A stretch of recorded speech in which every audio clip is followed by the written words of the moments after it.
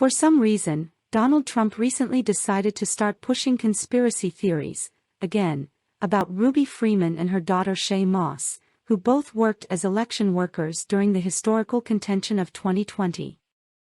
The two, who helped with handling that year's elections in the Atlanta area, for some other reason became the target of conspiracy theories about their supposed involvement in imaginary fraud, and Trump recently re-upped the nonsense with a series of audio clips he posted on Truth Social, in which it's not always clear what's actually being said and in which nobody admits to anything particularly specific or paradigm-shattering.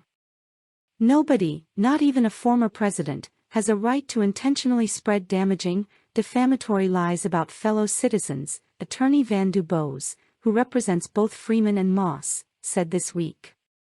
The lies about Ms. Freeman and Ms. Moss have been proven false over and over again, but they have nonetheless upended my clients' lives and continue to threaten their safety.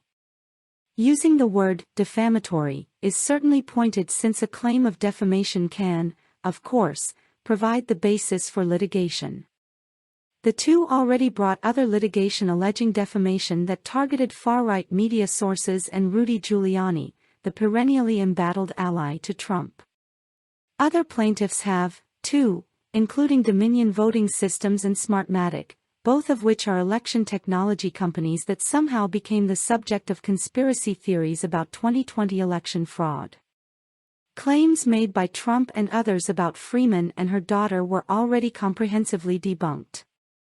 Don't forget that Ruby Freeman, her daughter, and all others were rushed out of the voter count room in Georgia because of a big water main break, he claimed on Wednesday. Like everything else, it was fake. There was no water main break.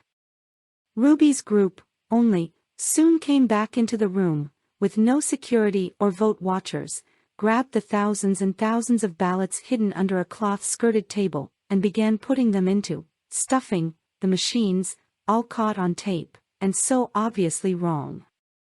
They can't explain. According to PolitiFact, the issue explained in some accounts as a burst pipe, although it was actually something else, unfolded much earlier in the day than the time period on which Trump and others have focused. There were actually still personnel responsible for the security and supervision of the process physically present, and the ballots supposedly hidden under a table didn't mysteriously appear. They were previously opened then later scanned.